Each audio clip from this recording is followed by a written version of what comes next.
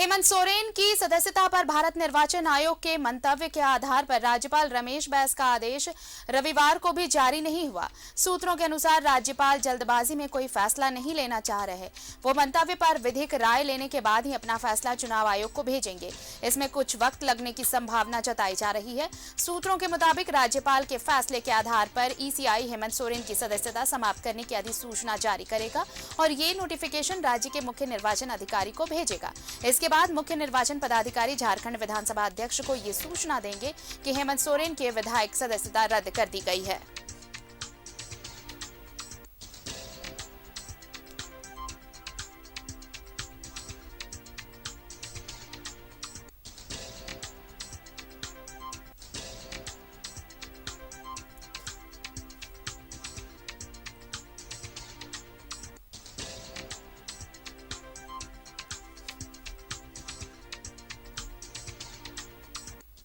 सहयोगी अंजनी जुड़ रहे हैं हमारे साथ, सीधे राजभवन के पास से उनका रुख करते हैं। अंजनी, देखिए इंतजार लंबा हो रहा है और इसी बात को लेकर देखिए ये भी कहा है, जब कल यूपीए विधायक दल की मीटिंग हुई उसमें ये कहा गया कि इतनी देरी क्यों हो रही है, अगर है तो फिर 356 लगा दें आराम से ताकि सारी बातें खत्म हो जाएं। लेकिन दूसरी तरफ आप राजभवन का पक्ष देखें तो ये है कि विधिक राय ली जा रही है और हड़बड़ी में कोई फैसला नहीं लेना चाहता राजभवन।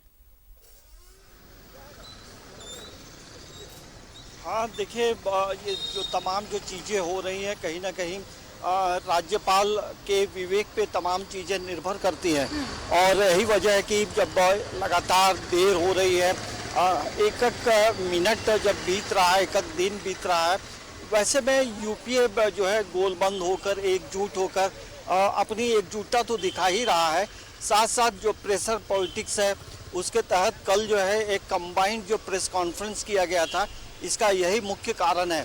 और आज का जो दिन है आरती, जो तमाम जो मंत्री हैं, यहाँ तक कि मुख्यमंत्री भी प्रोजेक्ट के लिए रवाना होने वाले हैं। थोड़ी देर पहले तक अपने आवास में थे, तो काम भी चले और लगातार विरोध प्रदर्शन भी हो, अपनी एकजुटता भी दिखानी है।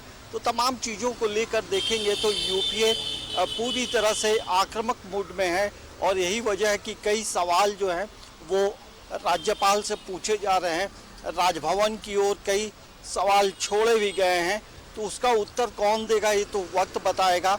लेकिन जिस तरह से विलम्ब हो रहा है तो देरी को देखते हुए यही वजह है कि यूपीए जो है गोल बंद है।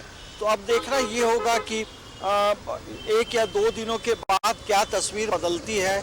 लेकिन जो खबरें मिल रही हैं कि इसमें 4 से 5 दिनों का वक्त लगेगा और उसके बाद ही कुछ हो पाएगा। तो एक लंबी प्रतीक्षा अब तक हुई है और हमें लगता है आने वाले 4 या 5 दिनों के बाद ही कुछ जो तस्वीर है वो निकल कर आएगी, क्योंकि राजभवन की तरफ से कोई आधिकारिक पुष्टि अब तक नहीं हो पाई है। और जब यहाँ से चिट्ठी जाएगी तभी अलग अलग सेक्शन में जाएगी। कहने का मतलब ये है भारत निर्वाचन आयोग जो है वहाँ के बाद फिर मंत्रिमंडल, जो निर्वाचन मंत्रिमंडल धुरवा है वहाँ, और उसके बाद जो है विधानसभा के जो अध्यक्ष हैं उनके पास जाएगी। तो एक लंबी प्रक्रिया है। तो अब देखना ये होगा कि अब आने वाले समय में क्या होता है। लेकिन जिस तरह से कल का जो प्रेस वार्ता है यूपीए के द्वारा, वो कहीं ना कहीं एक प्रेशर पॉलिटिक्स जरूर तय कर रहा है। प्रेशर पॉलिटिक्स ये बता रहा है कि यूपीए अब जो है मौन नहीं होगा।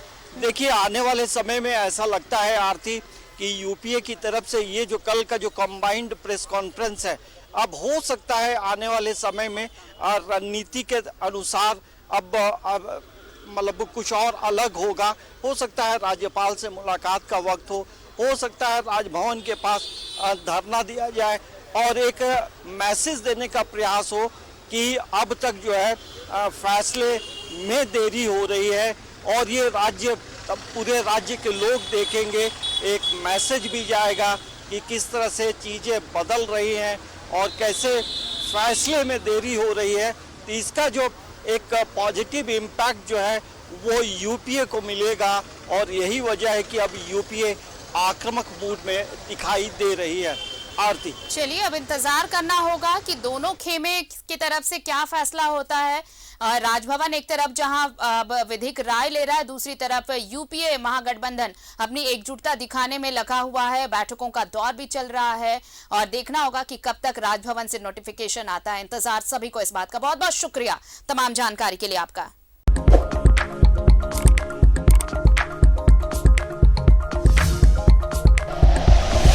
Like and share videos, subscribe करें हमारा चैनल और प्रेस करें बेल आइकॉन। न्यूज़ 11 भारत, सच है तो दिखेगा।